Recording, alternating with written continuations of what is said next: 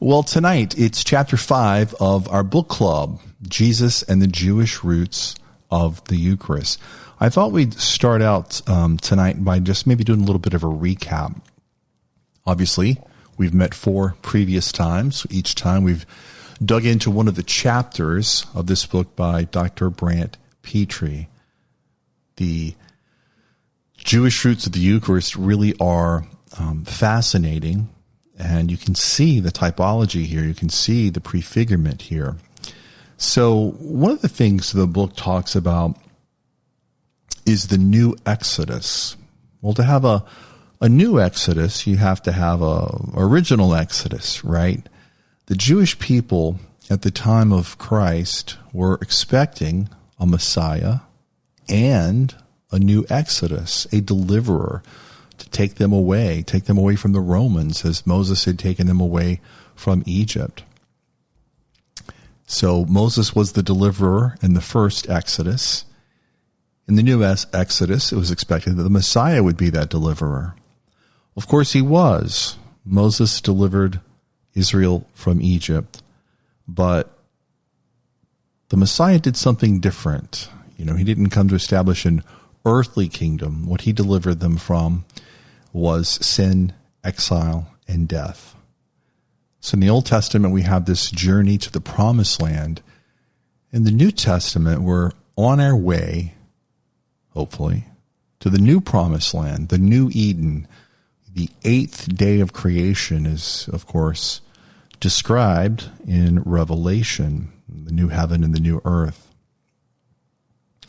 So in the Old Testament, of course, we talked about in one of these previous chapters the Passover, that the father was the priest of his family, and they had to have this unblemished male lamb that was taken and sacrificed. It was a very bloody affair. The Israelites were not squeamish, or they certainly couldn't be.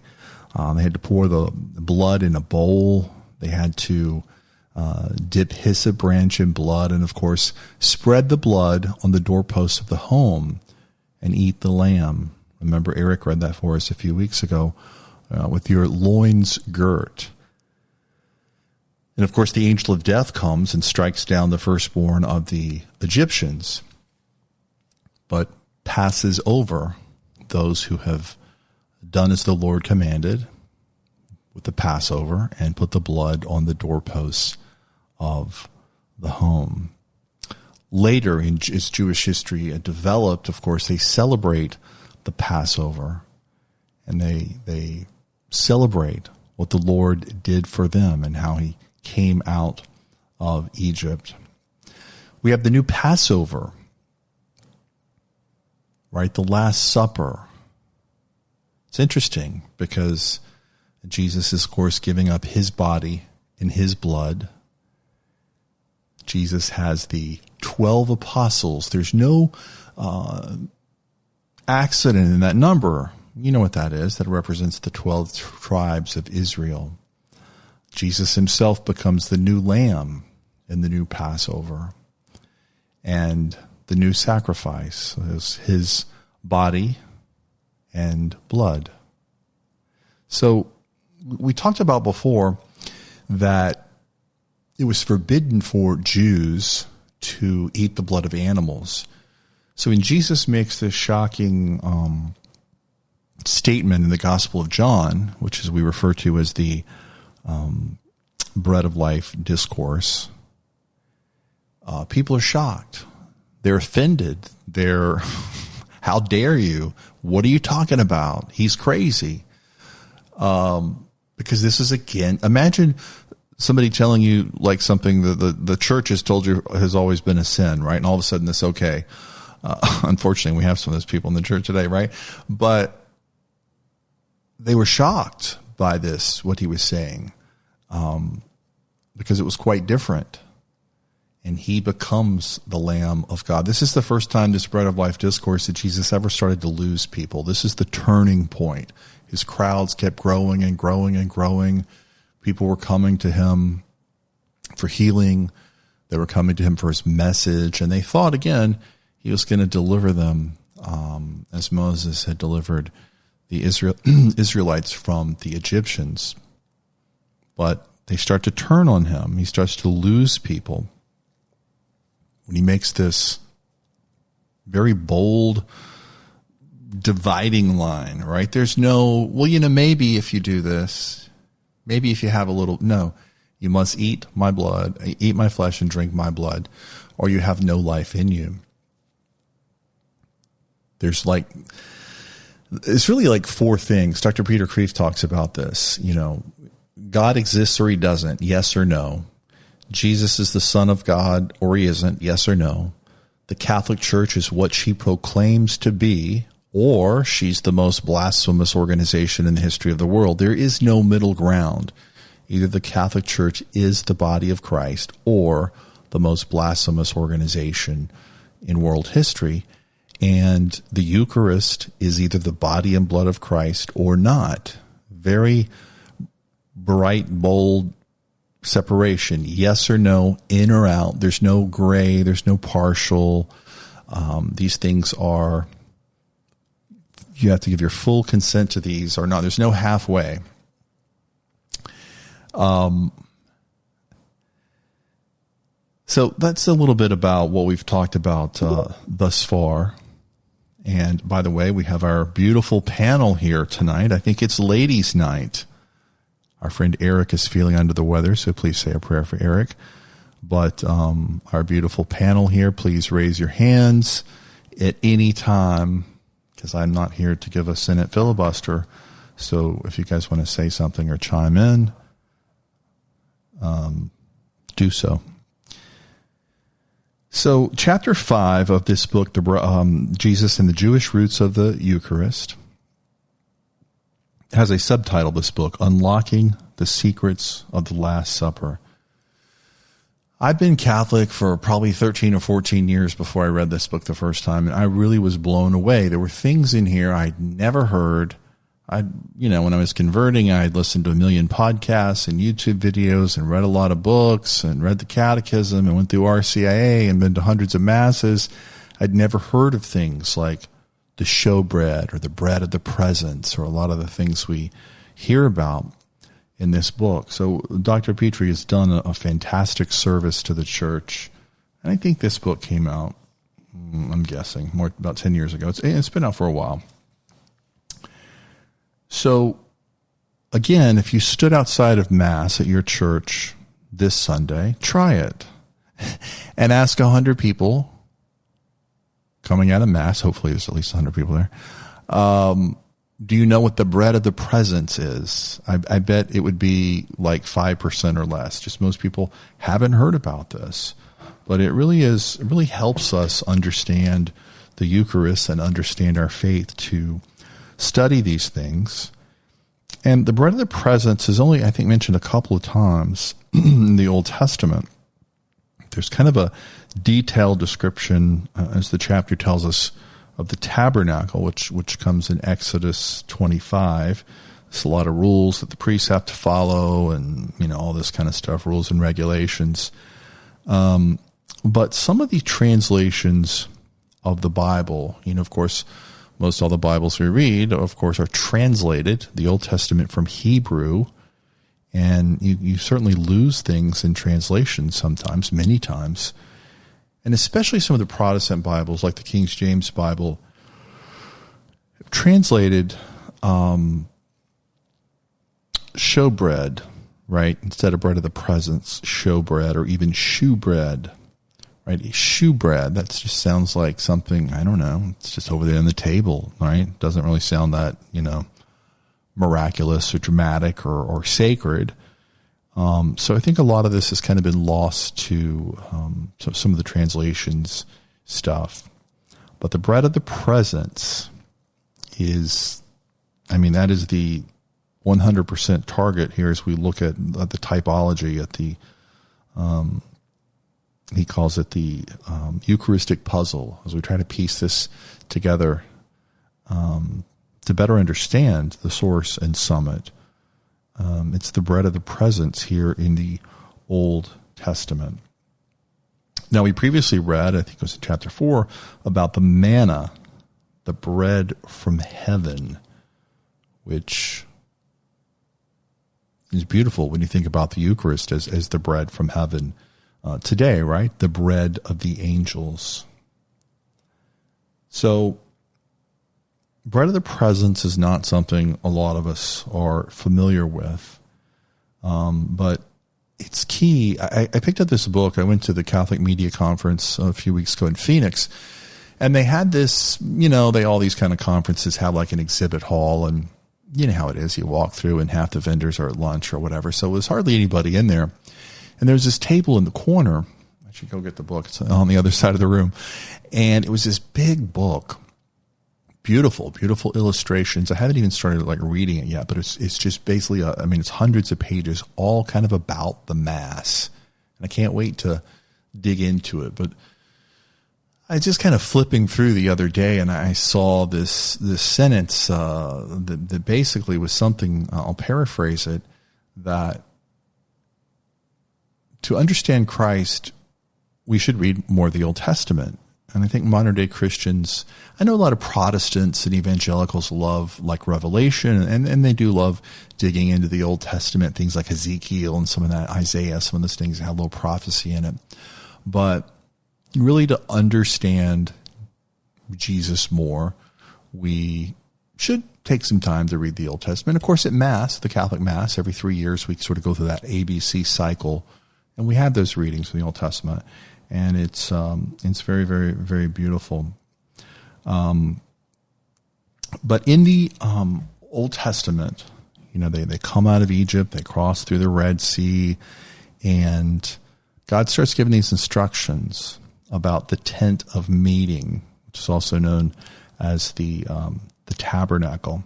He commands Moses to make 3 sacred objects to be kept inside: the Ark of the Covenant, the golden lampstand. Now we know what that is, right? That's the menorah. We all know what the Jewish menorah looks like. We see those today in modern times, in the holiday season.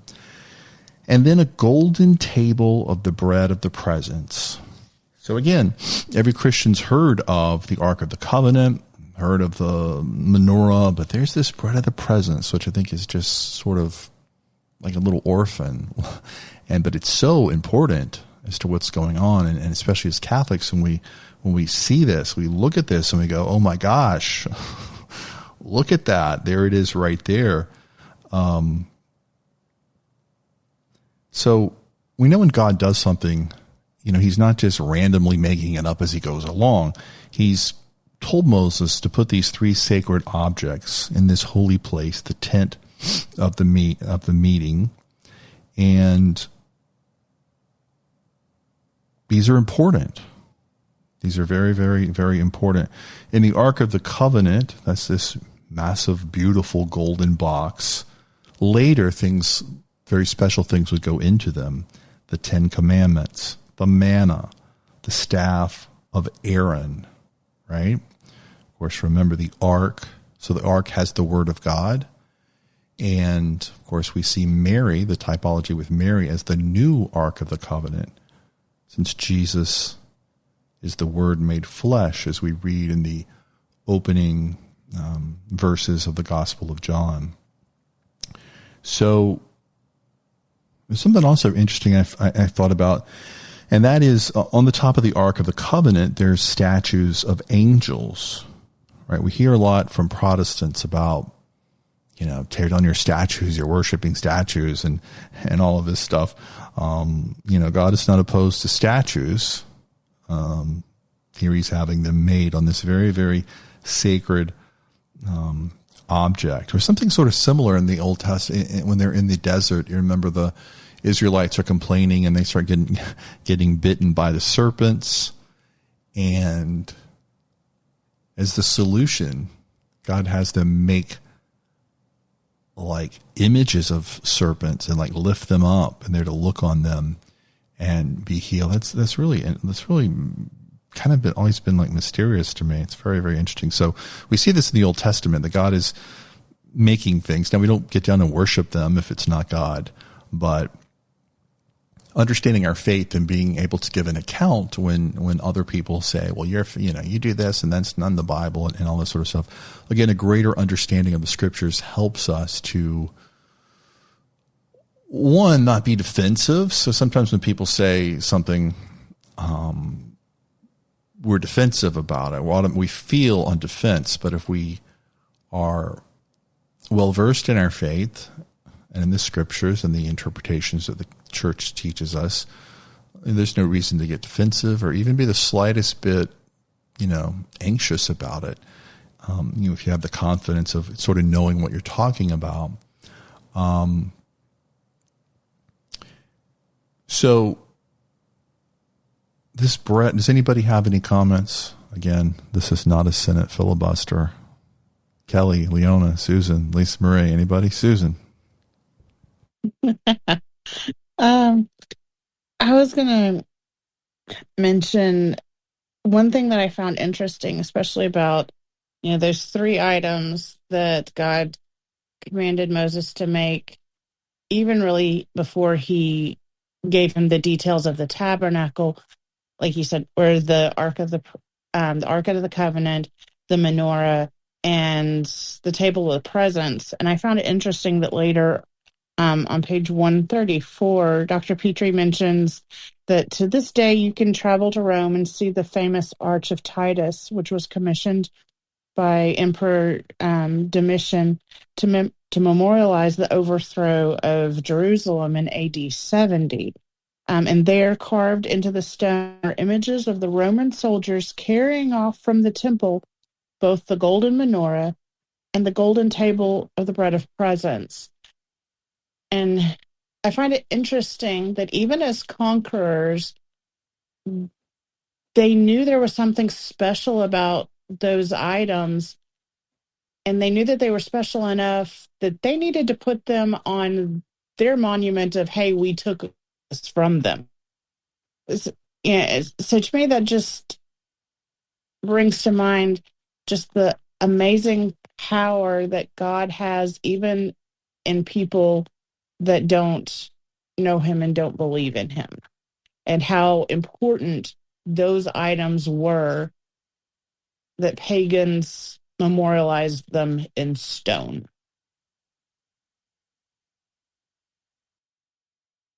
That's so interesting. You talk about that. A conquering army wants to take spoils, right? They take the spoils back to their home cities, their capital, and they show them off as trophies to the populace. Hey, we've conquered this great civilization and taken their most valuable things. That's really interesting. It reminds me at the Vatican, if you go to St. Peter's Square, there's a giant obelisk in the middle of St. Peter's. You can find any photograph, like a drone shot overhead of St. Peter's. And I know this thing gets a lot of criticism, again, from some of my Protestant friends, that this is some sort of pagan thing, the church is pagan and all this stuff. Because the obelisk is Egyptian in origin, and it was brought back to Rome, because, Rome conquered, and the Emperor Caligula had it shipped back to Rome in the year 40 AD. And what they call the Circus of Nero, it was placed at the center of that. That is, in modern times, Vatican City. And it would have been in sight, they say, of St. Peter as he was crucified upside down. And again, but this, the Romans conquered, this other culture and brings us back. But of course, the Roman Empire collapses and the Catholic Church conquers the Roman Empire. And again, Protestants just sort of look at this, and I'm not here to pick on Protestants, I'm a convert, but, without sort of understanding the history of it. Yes, it's originally was a pagan, thing, but so is the crucifix is a symbol of evil, right? It's a symbol of death, but it's been transformed. It's been baptized into a beautiful symbol through Christ, just like many things are baptized and perfected Things that were bad become good in some ways. Not evil or sin, but us, right? We're an example of that. When we go through baptism and confirmation, we're transformed into something beautiful. All right, so there was also something interesting I read in here about, this is where it really starts to get good. This is where if it was a television show, we would just say this and go to a cliffhanger and we'll be back in 2 weeks. But when God is talking to Moses or telling him about how to sort of organize this tabernacle and put these sacred items inside, the showbread is going on a gold table. But there's something else next to it. Flagons and bowls for pouring libations or let's try that again. Or sacrificial drink offerings of, guess what? Kelly, are you paying attention? Pop quiz. I won't put you on the spot. Wine. The blood. Wine. The blood. Yeah, wine. So this tabernacle of Moses, it's not just the bread of the presence, but the bread and the wine of the presence. Now, this is where it really starts to get interesting with the typology and the prefigurement of what is going on.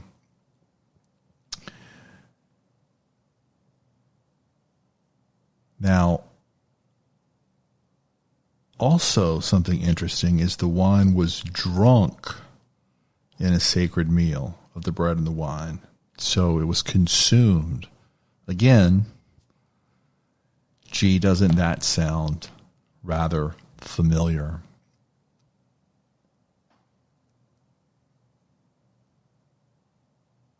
So I found this part of the chapter, like, I don't know, so riveting, so interesting.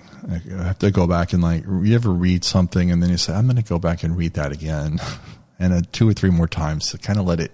I mean, I get it, but it's like it's so rich, which can be very similar to reading sacred scripture, right? You could read for 50 years, and all of a sudden in year 52, you're like, oh, wow, I never saw that before, and I read that passage hundreds of times. So the bread and the wine, one of the things, Dr. Petrie, one of the headers of this chapter is the bread, we've called it the showbread, right? The bread of the everlasting covenant, right? The bread is, of course, a sign of God's presence, but also a sign of this covenant he has with Moses. He has this sacred bond. There is a sacred bond between God and the 12 tribes of Israel. It's a sign of the everlasting covenant. And this is established up on Mount Sinai, right? Moses and the elders of Israel go up and they actually offer up a sacrifice. The other thing you read about that Dr. Petrie talks about in this chapter is, and this is found in Leviticus, the bread of the presence was a perpetual offering to be continually present before the Lord in the tabernacle, a perpetual sign that God is with them. Also, in Leviticus, there's this implication that as long as the bread of the presence is inside the tabernacle, I'm reading verbatim now from this chapter, the flames of the menorah were to be kept burning continually alongside. Does that sound like anything? Anybody that has a microphone? What does that sound like? Sounds like the candle of the presence. But I also wanted to mention Leona's hand's been up for a little while. I'm not sure if you were able to see it. I did not see it because I was doing my filibuster and I was looking at my notes. But Leona, hello, welcome. Go ahead. Okay, thank you. It was just a couple things that you may have already covered it or in the process of, but on page 117, where it's like Leviticus, the sacrifice of Thanksgiving, and that's what Eucharist means, is Thanksgiving. It's kind of neat. And on page 123, I think you were actually, Shannon, you were actually saying that about how an everlasting covenant, and then it reminded me of Matthew 28:20, where Jesus says, "Behold, I am with you till the end of the age." So that kind of just, the presence of adoration, and Jesus is with us in the Eucharist. Thank you. That's it. Thank you. Yeah, the Latin, the Greek, it's a Greek word, Eucharistia, means Thanksgiving. So that's what's happening when you're going to Mass. It's a celebration of Thanksgiving. And we think about it, you reference that verse, Jesus, I will be with you until the end of the age. There is a Catholic Mass going on every hour of the day somewhere on planet Earth. There are always not just one, but I'm sure there's sometimes hundreds or even thousands. There's 5,000 Catholic bishops in the world, meaning there are 5,000 dioceses. And in all those dioceses, sometimes in the U.S., there's hundreds of parishes, for example, in Chicago or in the Archdiocese of Chicago. So just imagine how many masses are going on right now. Morning masses might be going on in Australia right now. Maybe our friend Preston is at daily mass right now. So this is a perpetual, constant offering. So yeah, the tabernacle that we have in church and the red lamp beside it, that's good. The church calls that the sanctuary lamp. Of course, it's usually in the sanctuary. And that's one of the few times where the church actually uses a word, like doesn't, because for example, we have the ambo instead of the podium, and we have the narthex instead of the lobby, and the church renames things, right? So, but the sanctuary lamp is the sanctuary lamp. So also, there's this link he talks about between the bread of the presence and the Sabbath. Now, in modern times, when we think about Sunday and what the church tells us, this is a day of rest, right? But we don't always think of it as a day of sacrifice, but it is. It is a day of sacrifice. So again, what most Christians or most Catholics are probably unaware of is that this bread of the presence is right there at the center of this ancient Israelite worship of God from the New Testament. The bread of the presence is there with the Ark of the Covenant, the menorah. These are the three sacred objects in the holy place. And it's the sign of the everlasting covenant. Now, as the chapter goes on, it brings up this guy, this very mysterious guy in the Bible called Melchizedek. Very, very mysterious people. People have wondered who this is. So, of course, he first appears very early in the Bible, in the book of Genesis. He's described in the book as a shadowy figure, right? Only twice is he mentioned in the Old Testament. So Abraham has a victory. He rescues his nephew Lot, remember, from captivity. And this Melchizedek guy comes over the hill and joins Abraham. And first of all, Melchizedek is the first person in the Bible that's called a priest. That's interesting.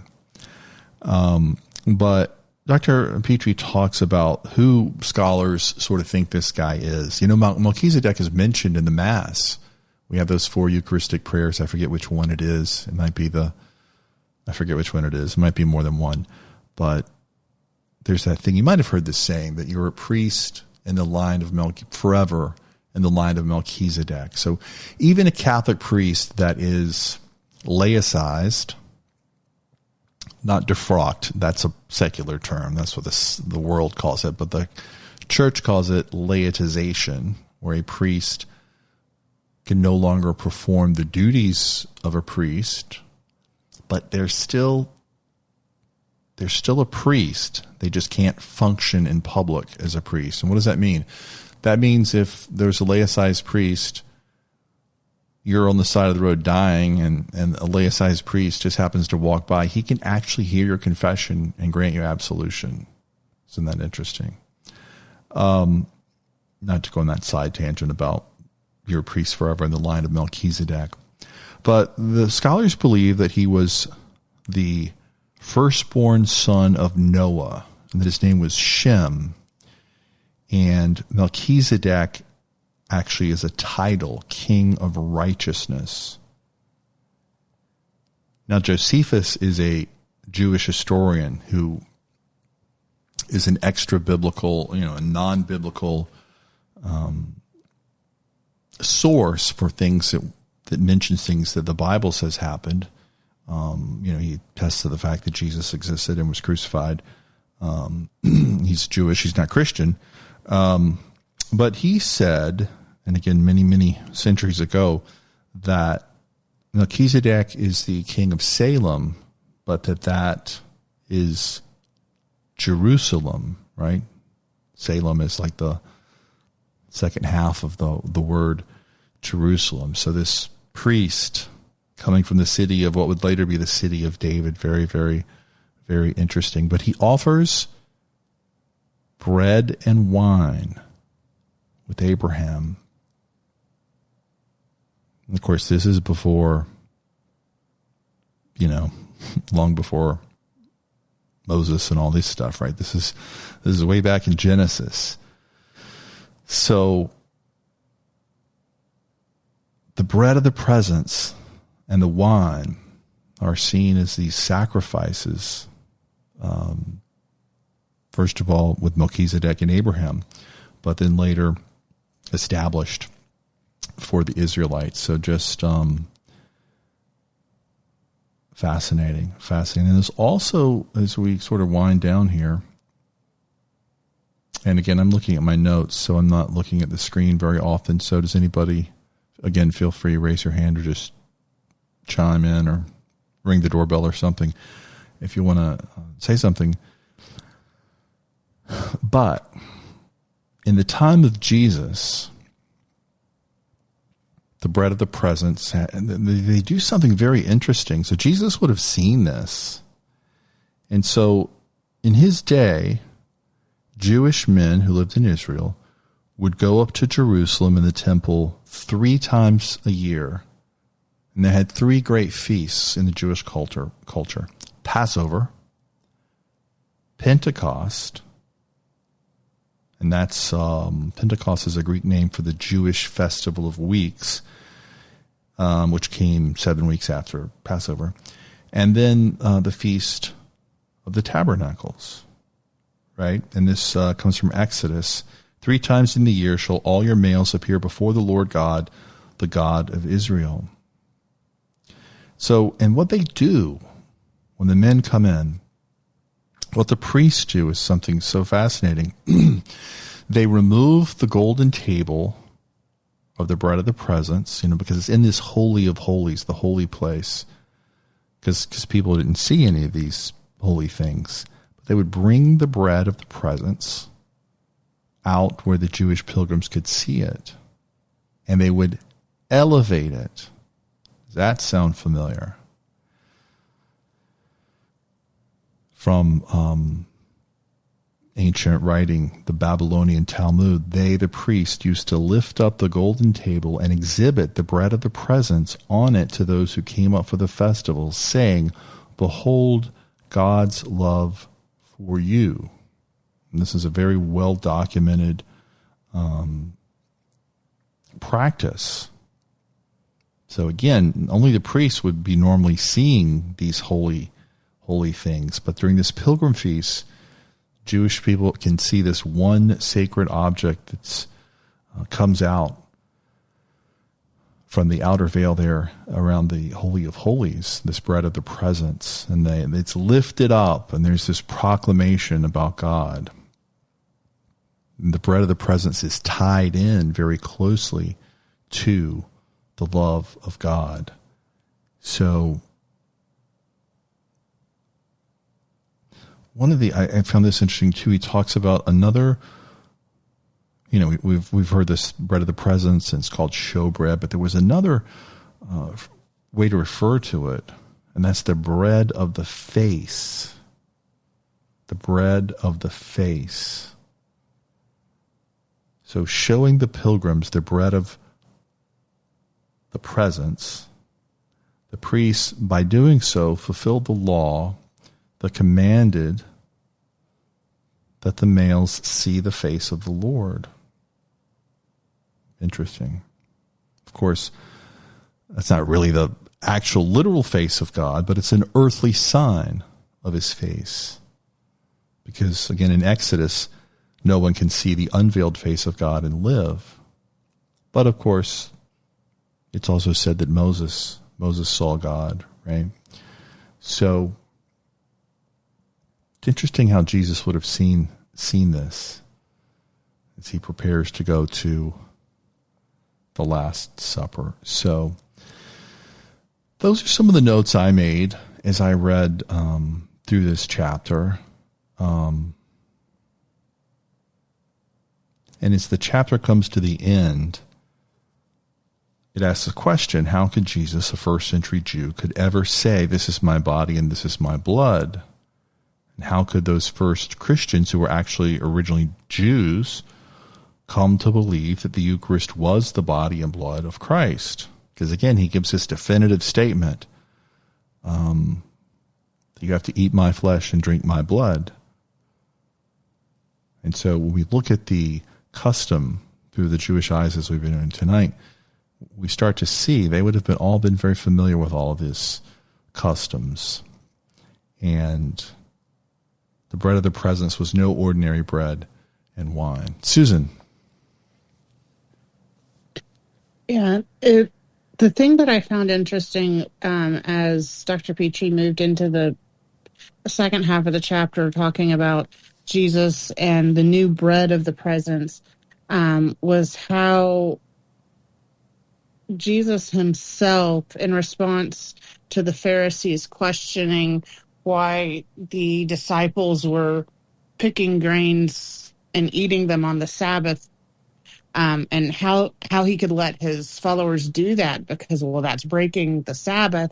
I like the three parallels that Dr. Petrie breaks down that Jesus replied. He was like, he pointed out that